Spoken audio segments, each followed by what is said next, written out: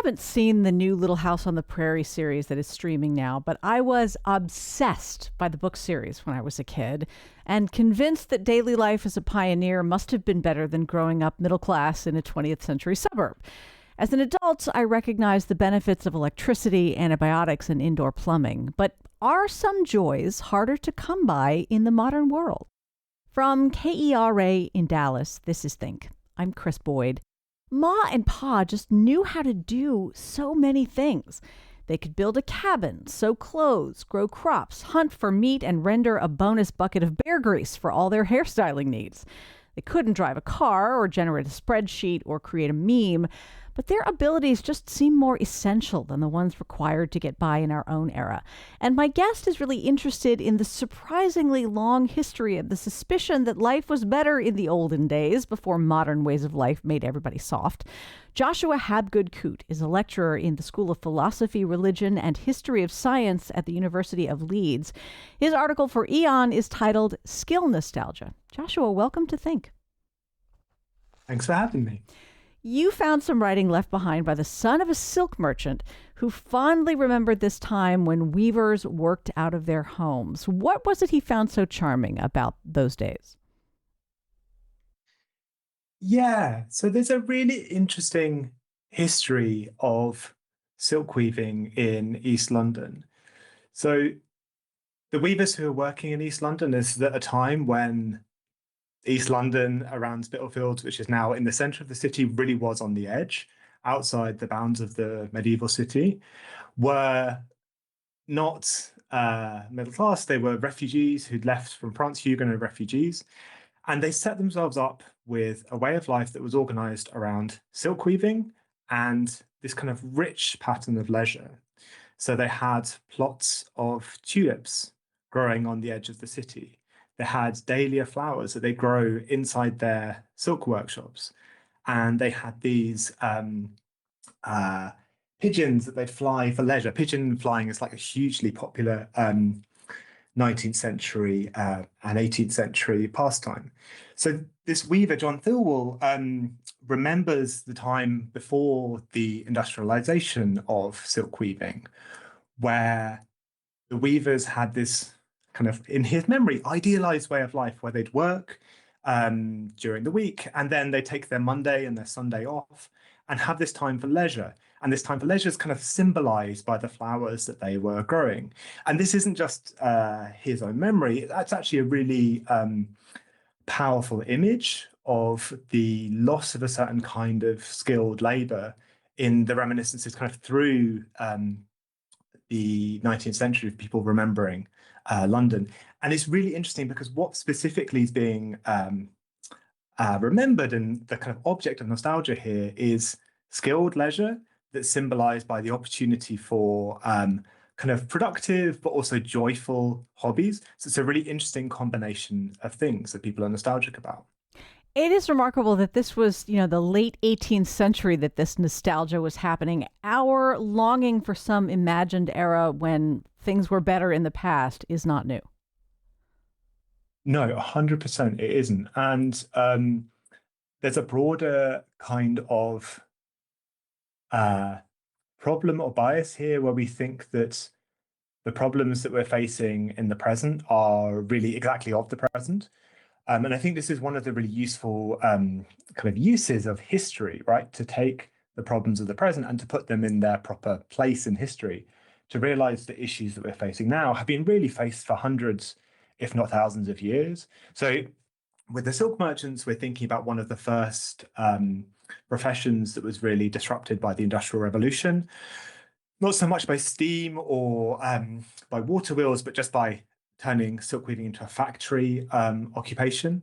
But you get exactly the same emotion of skill nostalgia going on in Rousseau, whose family, I think his father was a clockmaker, and then going back and back even to like Plato writing in the 400s BC, worrying about the loss of the skill of kind of discourse and thinking out loud that comes about with the advent of writing.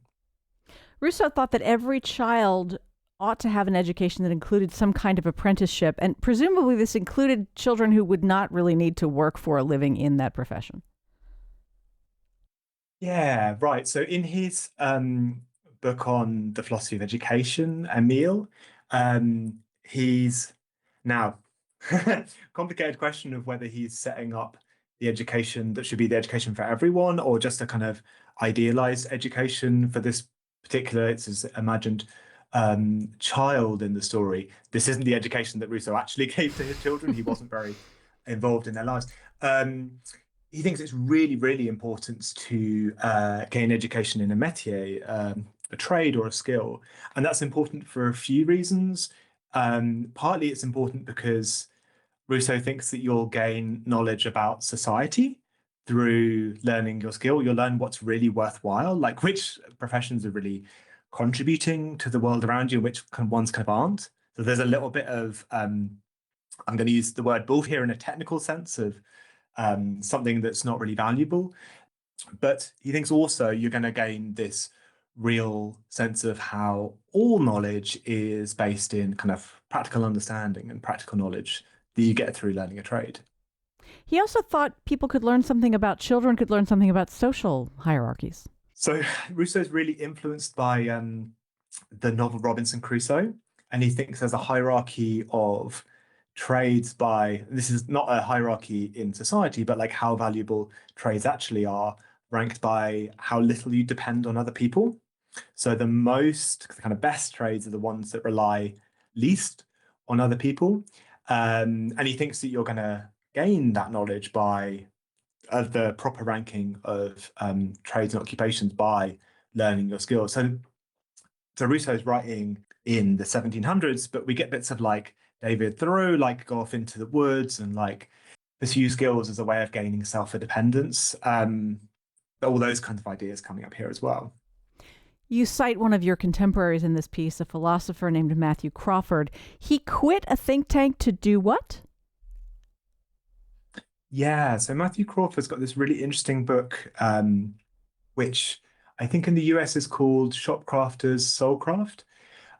So he did a PhD in political theory, and I believe that while he was doing his PhD and afterwards, kept kind of hobby motorcycle maintenance and repair shop.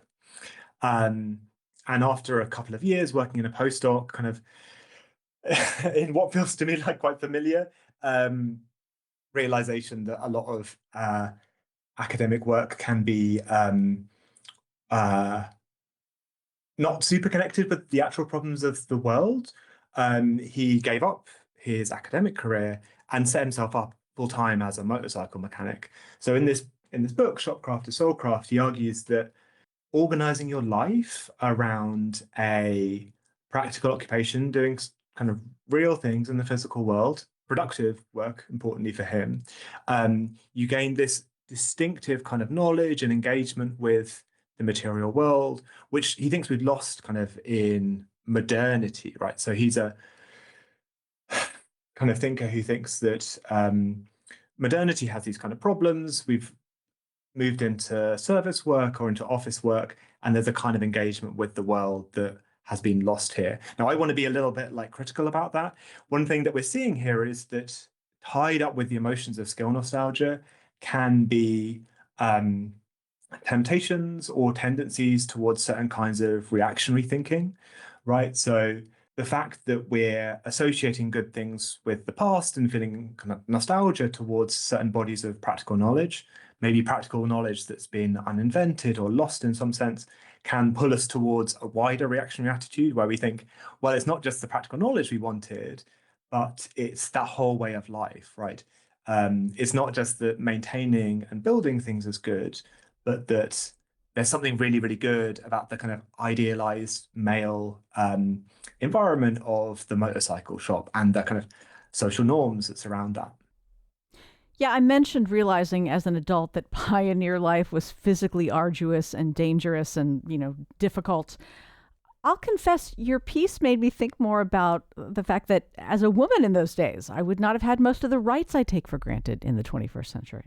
There's kind of two things that we need to say critically about skill nostalgia. So nostalgia towards skills, the social practices that surround them, the societies that they live in. One is that we pick up the classifications of what counts as a skill from the past, as it were. So the trades that were given or the activities that were given a lot of status in the past get called and thought of as skills, and that might not be all of the skills that there were in that historical period. So skill nostalgia is super, super tied to productive work, building things with your hands, but not to reproductive labor, right? So we don't have a question about tradwives here, maybe, but we don't have really strong cultural representations of skills around bringing up kids or looking after your family or taking care of people in your community. Yeah, so I think it's really important to be, and this is a general point about nostalgia, critical about realizing where imaginative reverie and nostalgia towards the past is shading into this project of recreating the past, along with all of its features that are kind of bad and that if we were being reflective, we wouldn't want to endorse. Yeah, let's dig into that. You quote the cultural theorist Svetlana Boym, who warns unreflective nostalgia breeds monsters. There's a number of different ways this can work out. I think the clearest um, way that nostalgia can breed monsters comes from the representation of nostalgia within fascism. So, in lots of different fascist politics in Germany, in Italy, elsewhere, you see a really strong connection to the mythic past. Um, the idea that there's a kind of idealized past period with a really strong gendered hierarchy, a racialized hierarchy, and a kind of hierarchy around purity.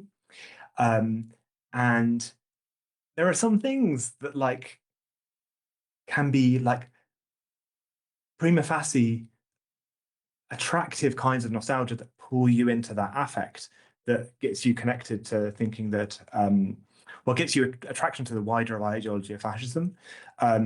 So I think this is something to really worry about and really worry about with skill nostalgia in particular. So there's different ways this can take, like in the UK where I live and work. Uh, skill nostalgia gets tied to industrial production and mining, and the idea of like there's a kind of really authentic way of life associated with going down the mines, and you forget like that's really bad work.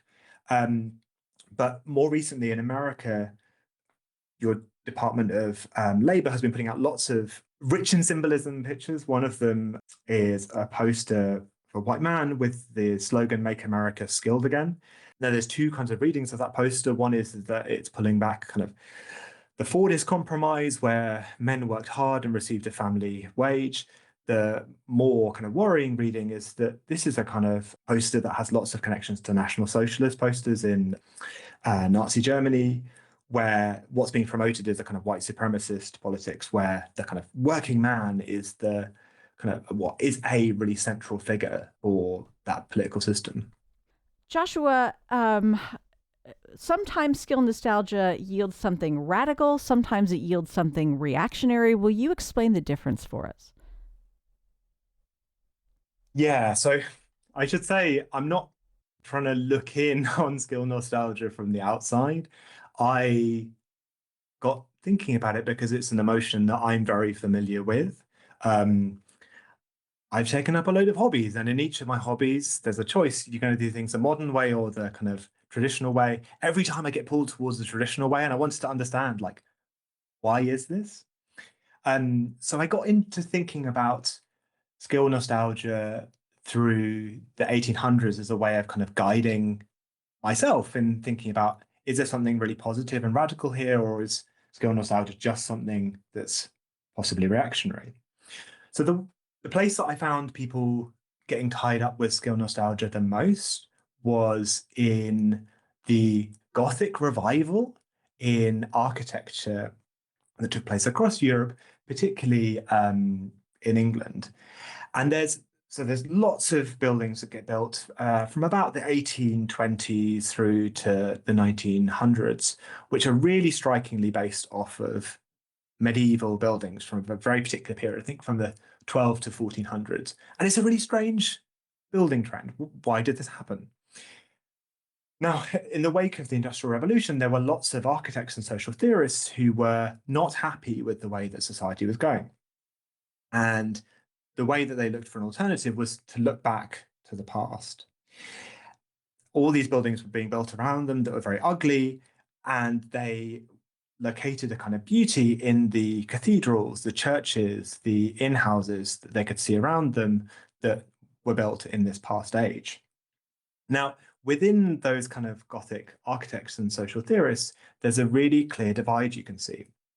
Some of them are just politically, straightforwardly reactionary. They want to re-establish a monarchy organized around particularly the Catholic faith, and they think we want to bring back the medieval period. That's a really kind of worked out theory. So Thomas Carlyle wants to do this in his book, Past and Present. And there's this really striking book by the architect Augustus Pugin, who was one of the designers of the Houses of Parliament in London, where he has these sets of drawings where you have a kind of contemporary Victorian town or workhouse and then a medieval contrast underneath. And the thought is every time from these Victorian memes, you're meant to get the idea the Victorian thing is the better one, right? Take things back, refound this kind of medieval social order. The buildings were so beautiful, so the social order has got to be so good as well. So the contrast I see with this kind of reactionary use of medieval architecture is in the work of the art critic John Ruskin.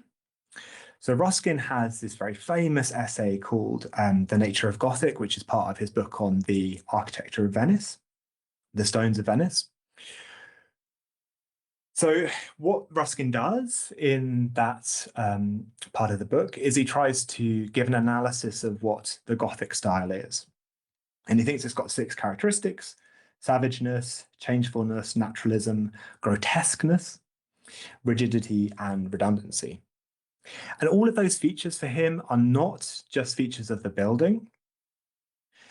Ruskin's picking up on this romantic idea that buildings are expressions, material expressions of the personality and character of the artist, the person who produced them. All of these features are virtues of the medieval stonemason. So just to take one of them, savageness is not just a kind of material feature of buildings.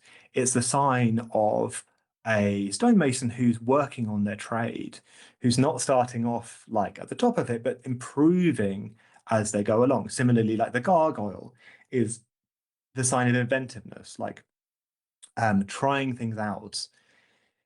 And the thing that's really interesting here is that Ruskin is not then using the medieval cathedral as a model to recreate the past, but firstly as a tool to critique the present. He wants to critique factory labor and the division of labor, where a task is split into very many small parts, by contrasting it with stonemasons producing medieval cathedrals.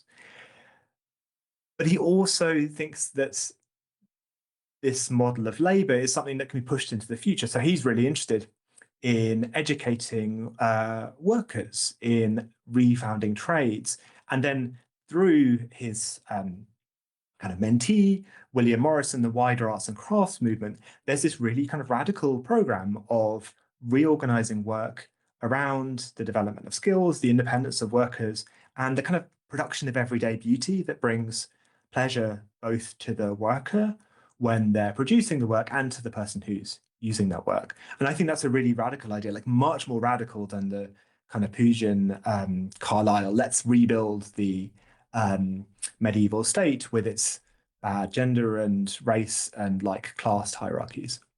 Pleasure to the worker is such an interesting thing to think about here. You write about grocery clerks, cashiers, with no disrespect to this very important job, but you note that to do this for a number of years or even a lifetime is not going to produce like some sense of mastery that apprenticing and studying a craft or a trade would do. these jobs are really interesting because they are important jobs. When you're scanning, when of course these jobs have been automated, right? Yeah. You don't see in the UK, you don't see people working behind the till anymore. You see automated self-checkouts. But back when we didn't have automated self-checkouts, you were doing something really useful. You were checking up someone's groceries and often packing it up for them. You'd see like who needed more help, what speed people were able to pack their groceries at. Um, you had a sense that you were doing something really useful. But at the same time, the work was mentally a complete slog because you're doing the same thing again and again for 8 hours. And after you've done the work for like a week, you have kind of exhausted its mental complexity, right? So you focus all your time while you're doing the work either in daydreaming or thinking about different kinds of things, making conversation with the people who you're serving, or in the kind of little bits of gossip that happen uh, when people are working boring jobs together. Um, so what I want to kind of pick out of this contrast is not to say these are kinds of work that are totally useless, um, or kinds of work that we should want to automate. They're doing something useful, um, but the way they're organized doesn't allow people to develop skills through those kinds of jobs. So the contrast here is not to think everyone should be doing stonemasonry in cathedral building. There are lots of things we need to do, but how can we transform each of the important jobs which need to happen around us so that they have enough complexity and respect and dignity and freedom within them so that you can develop the skills that you find in a medieval stonemason? Now, with the rapid adoption of artificial intelligence, it occurs to me that we are on the precipice of effectively mechanizing and automating human thought. And it made me wonder, Joshua, how it happens that when any automated or tech enabled way of doing things ends up so thoroughly replacing human effort that we initially like embrace the new efficiency full speed ahead, only to look Mhm. back almost immediately after the transition to regret aspects of it. We bought into a kind of narrative about technology where every new bit of technology that comes in is going to be good. It's going to extend our freedom. It's going to give us more possibilities. It's going to um, lighten the load, as it were. Um, and one thing that we get out of thinking about the philosophy of technology, thinking about the values that are embodied in technology, like how technologies relate to social practices, how they can embody different biases, is realizing that that narrative is just false, that there are lots of bits of technology that are, all things considered, bad for human flourishing. So going back to the kind of industrial revolution, although there is a public that gets behind the mechanization of cloth production and the mechanization of agriculture, when the machines get rolled out in those different areas of life, particularly in England, I'm thinking of, that's the history I know well, um, there's resistance from the workers. So famously, there's resistance of cloth workers. The Luddite Rebellion sets up. It's a huge kind of rebellion in the Midlands and the north of England, the largest deployment of troops in peacetime. But similarly, in agricultural work, when mechanized agriculture was brought out, there were riots across the country. These are called the Captain's Swing riots because they had a similar figure, mythic figure to King Lud. Um, and I think one thing we should take seriously about those movements, this is this is made more difficult by the fact that Luddite is a epithet at the moment, is that they're trying to take this critical attitude on technology where they're thinking, okay, are these bits of technology actually, all things considered, good for human flourishing or not? Like whose values are being promoted, whose values kind of whose flourishing is being undermined when this technology is being brought out. You trace modern reactionary skill nostalgia to this lecture that Martin Heidegger gave first in 1953. How did Heidegger think mechanized production necessarily shifted the way we think about the world in a kind of permanently detrimental way. Yeah. So um, Heidegger's essay, The Question Concerning Technology, is a complicated one. There's lots of things going on. Let's kind of give the kind of high level explanation of what the kind of key points of the lecture are. So Heidegger thinks um, modern technology, this isn't all technology, he thinks there are kind of good older technologies, do something that he calls inframing both the natural world and human beings. So what's inframing?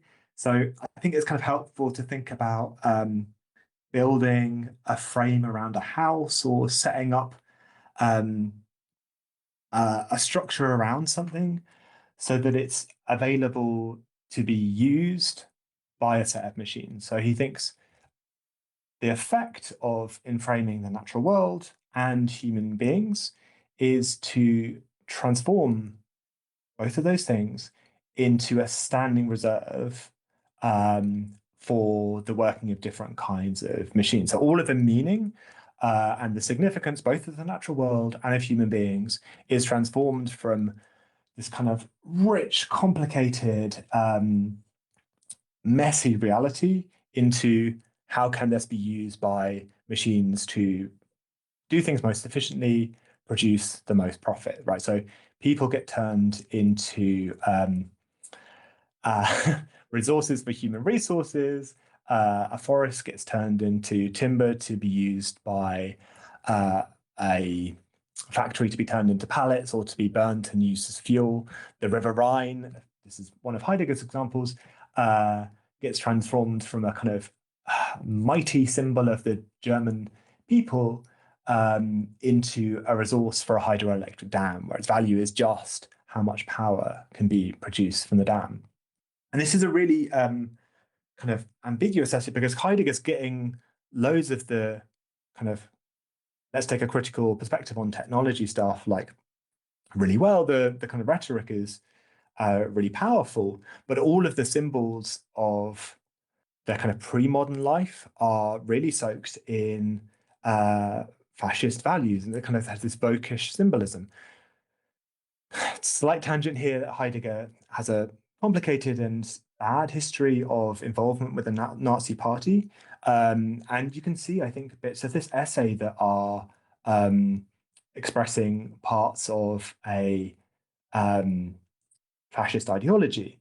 So this is some of the really complicated thing, right? Is we have to take a critical perspective on technology without getting pulled into various kinds of reactionary thought that connect the world before different kinds of technology were invented or rolled out around the world with a certain kind of fascist nostalgia towards those periods. Reading about Heidegger, and thank you for making it possible for me to read about him rather than read him directly because I don't know that I would have had the time to digest all that. But it did make me think that skill nostalgia also maps onto nostalgia for our imagined past in a cleaner, less adulterated environment. It is true in a significant way, and it ignores the ways that modern regulation has at least partially been successful at protecting certain natural resources that were once viewed as like endlessly exploitable. Yeah, that's really interesting. So, in thinking about skill nostalgia, we're also thinking about nostalgia for a kind of unpolluted, more pristine environment, but also the nostalgia bit of it, right? Not thinking about the ways in which the past was just much more polluted. Sorry, I'm getting distracted because an example is like right in front of my face. So about 30 miles away from, no, 30 to 50 miles away from where I live, there's a very large wildfire that's going on at the moment. And the effect of that is that about every 30 minutes, I stand up and I think, like, is something burning in the house? What's going on? And I think it's just wafts of wildfire smoke getting blown across the back of my house. And that's an unfamiliar experience, right? I'm not used to the air around me being polluted because I've grown up when the smog of London and industrialization in the United Kingdom is like 100% a thing of the past, right? Yeah, I think that's a really interesting connection to make. Yeah. Do you think, Joshua, that we fail to notice the skills we do possess that allow us to work and function in the modern world? I mean, it occurs to me that if we were to hand like a laptop and a smartphone to some intelligent person in 1960, they would not get a good day's work done with those tools. Totally, we fail to recognize skills which are all around us if we just guide our thinking by what were counted as skills in the past. I think one place that this really kind of works out in a way that's important is the skills that we all have around caring for one another. So for various reasons, right, skills in the past get connected with productive work. So we miss things like the skill of bringing up a child, the skill of looking after other people in your community, the skills of repairing things, right? The skills of, I think cooking is a really interesting example because that is a really important skill, but it gets valorized in some contexts, but not in others as well. Um, but yeah, we want to have this critical attitude where we don't think that the only skills that there are around are the things that were counted as skills in the past, but we also don't want to think that the only skills that are around are the skills that get called skills at the present, because both of those classifications are going to be incomplete, right? So we don't just want to think that the skills of computer programming or prompting an AI system, those are the only skills to care about. We want to have a broader kind of view on what counts as a skill. So whether we want to think that skills are just like having knowledge about how to do something, whether skills are just being able to do things, or the view that I kind of like, which is that having a skill is the ability to think what you're doing, to teach yourself how to do something in the process of doing that thing. I think that's the thing that we can find in common between productive work and reproductive work, and allows us to kind of see which things are really skills and which things are not skills, but are kind of masquerading as skills. This essay also made me think about interpersonal skills. And, you know, there's been lots of ink spilled about particularly younger generations who were at sensitive periods in their development during the isolation of the pandemic. And the fact that certain things are more challenging for these younger people, you know, just making chit chat with a stranger on the street or picking up the telephone to make a call. Those don't strike us as skills. Those strike us as things that just automatically everyone should be able to do. And we haven't given a lot of people the chance to cultivate these. Yeah, I think that that's right, that there are real problems for young people around a whole lot of social skills. And part of the issue here is that these aren't valued lots. I mean, in the UK, right, you wouldn't have social skills being taught at school. That's just something that you're expected to pick up kind of through osmosis by being part of the modern world. And I think, yeah, there are real problems for young people. So I teach 18 to 21-year-olds in dealing with social situations, dealing with prioritizing complex bodies of information, keeping on top of priorities and things as they work through emails. And yeah, so it's tricky. So do we want to think that there's a problem of de-skilling for young people in the social realm because they haven't had opportunities, or maybe do we want to think that young people are just learning those skills at a slightly different pace? So there's a real difference between where I teach at the University of Leeds, like first years when they come in and third years when they leave. Like they've learned those social skills. They've just learned them at university rather than learning them in secondary school or by just being in the world. But yeah, it's interesting to think about how those social skills are treated as a kind of default, right? You're not a fully functioning adult until you have those skills. There are skills we develop because they will earn us money, which most of us need to get by in the world. And Hmm. then there are skills that we often would call hobbies, things that just require sustained attention and deliver the rewards of mastery and progress, and maybe even social recognition for like knitting the best hats in your friend group or baking the best bread. For some people, these are one and the same, but typically they're two different sets of things. How important are hobbies in the modern world if our sense that the kinds of skills that once made the world a better place are not required of us in most jobs? Yeah, so I think hobbies are fascinating and like not thought about enough. So there's kind of two attitudes that you can have towards hobbies. So we think we're all really caught up with and motivated by this emotion of skill nostalgia. Really natural to think that hobbies are a place where you can work out that emotion, you can meet the needs that you're not having met in your work, right? You can develop skills, you can get recognition for the skills, you can be part of a community where you can maybe even have like a skill career trajectory. There's a really interesting body of leisure studies where people think about the serious leisure perspective, hobbies that are taken really seriously. Now that perspective on hobbies thinks that they're like a positive thing, right? You're gaining the things that you can't get elsewhere in your life. But then there's a kind of negative perspective on hobbies. So you get this from the philosopher Theodor Adorno, also the historian Stephen Gelber. He's got a really interesting book on the history of hobbies in the US.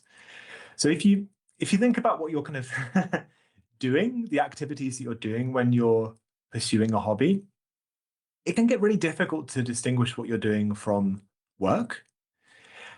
And if you think about a day where you work in an office job for 8 hours, if you've got um, a good deal with your job, and then you go out in your garden and you water the plants and you put down some more seeds and you uh, do some weeding, keep everything going for another 2 hours, it can look a lot like you just increase the length of your workday by another 2 hours.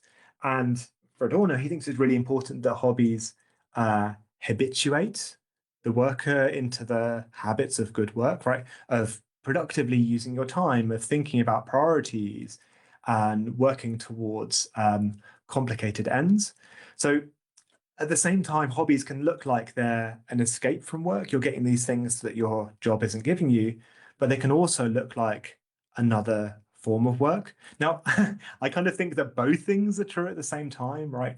Hobbies are a way of imagining things otherwise, but they can also function a lot like work. And as individuals, one really serious problem is how to balance up those two things, right? Not have your hobbies take up more and more time so that you end up overworking and exhausting yourself, but also not cutting yourself off from this rich practical realm where you can imagine different ways your work could be. Your job involves a lot of thinking, a lot of writing, and teaching. Those all sound like pretty uh, personally satisfying ways to spend your work hours. But you mentioned you have taken up a number of hobbies. Are you drawn more to hobbies that involve some kind of physical skill building? Yeah, no, definitely. So the I've cycled through many hobbies. The ones that are occupying a lot of time at the moment are endurance running, so long distance running, and gardening. Gardening partly for like personal reasons to do with connections to family and great grandparents being farmers. Um, but the running thing is really interesting because um, it both gives me an opportunity to do things with my body, exercise energy, like get out into the world and do physically hard things. Um, but running also gives you this really interesting, very closed feedback loop where you put in some effort, you get better. You put in some effort, you get better. You really quickly see the returns on the effort that you put in. So I got into running loads when I was in temporary, precarious academic jobs. Um, and partly during my PhD, where I wasn't getting that kind of cycle of you put some effort in, you get some recognition off the back of it. And I think only years later did I realize that running wasn't just giving me this physical outlet, it was also giving me a kind of, cycle of effort and reward that I was lacking in my job. Yeah. I think it's Ruskin in the piece who you quote mentioning that we can use like our nostalgia, our admiration of certain cultural artifacts of the past to calibrate our hopes and dreams to kind of work toward an equitable, satisfying future. What does that mean? I think what I was trying to do in the essay was to work through the distinction between and the kind of emotional choices that we have between this reactionary form of skill nostalgia and like the possibility of radical skill nostalgia, where it looks to um, transform work in a way that's kind of fit for the present, not just recreate forms of work as they were in the imagined past. What that looks like concretely is complicated and contentious. So I'll say a little bit about Ruskin and William Morris. The way Ruskin thought that we should express this radical hope in reality was by campaigning to not restore ancient buildings. So Ruskin thought that it was really important that ancient buildings were kept as they were, even if they were crumbling and decrepit and falling down, because they expressed and embodied the labor of the particular ancient workers who'd worked on them. And by restoring them, you were laying over new kinds of labor that weren't as valuable as the labor of the past. And that's a kind of strange project in a way. I mean, Ruskin was also interested in educating workers in the project of worker education, but you can get some funny curious hobby horses out of this kind of skill nostalgia. William Morris is an interesting kind of contrast case here. So Morris is kind of starts off as a poet in his life and then starts to gets into interior design and wallpaper design and various different trades as he goes through his life. And probably in his 40s has this kind of political awakening, this political realization that the ideals that Ruskin gets out of the medieval stonemason can't be realized except through revolutionary communism. So William Morris, who at least in the UK is remembered as a kind of cuddly designer of wallpapers, spends the kind of last 20 years of his life. I mean, he was doing typesetting and complicated skills, but he was also campaigning for revolution, speaking to workers across the country and taking like extremely radical positions. So it's really important for Morris that unions not form, because the formation of unions in England would be a kind of way of slowing down progress towards the revolution. So he thought workers' interests were really important, but the formation of unions was going to slow down the thing that really needed to happen. The communist revolution, effectively. And yeah, I think there's just a whole set of different practical and political questions that we need to think about, right? As individuals, as groups of people, as unions, as states and workplaces. There is this really valuable ideal of skilled labor. What tools do we have to make that ideal more realized? Joshua Habgood-Koot is a lecturer in the School of Philosophy, Religion, and History of Science at the University of Leeds. His essay for Aeon is titled Skill Nostalgia. Joshua, this has been really interesting. Thank you for making time to talk. Thanks so much. Love chatting. Think is distributed by PRX, the Public Radio Exchange. Find us on Facebook, Instagram, anywhere you get podcasts, or at our website, think.kera.org. Again, I'm Chris Boyd. Thanks for listening. Have a great day.